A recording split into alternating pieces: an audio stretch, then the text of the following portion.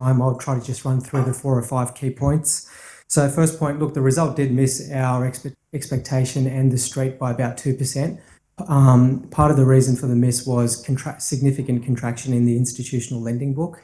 Now, whilst that contraction is weighing on earnings, from a return on tangible equity perspective, we view it as positive because that contraction is stemming from an increased focus on risk-adjusted returns.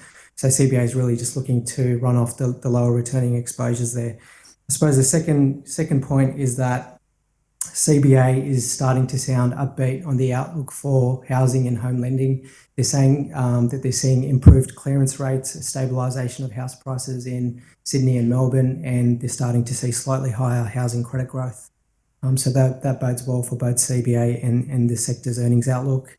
The third point is that CBA's capital position is looking quite comfortable. In fact, it's looking very strong. In fact, it's looking strong, and it will be even stronger once the announced divestments are complete.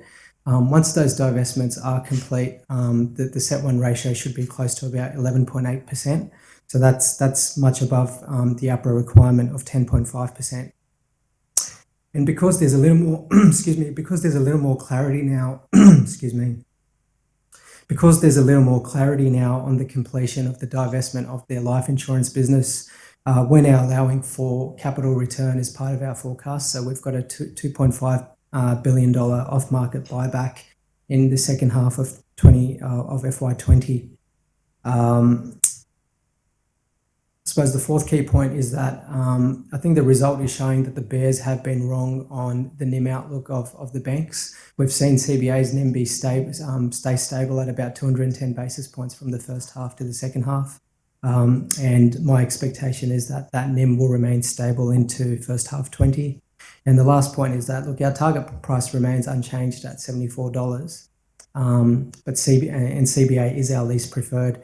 The main reason it is our least preferred is only because it is looking much more expensive than the other banks, particularly if I compare it with Westpac, which is generating the same return on tangible equity. Westpac is trading at a significantly lower price to NTA multiple. So I expect Westpac's share price to continue to rise and CBA to come back.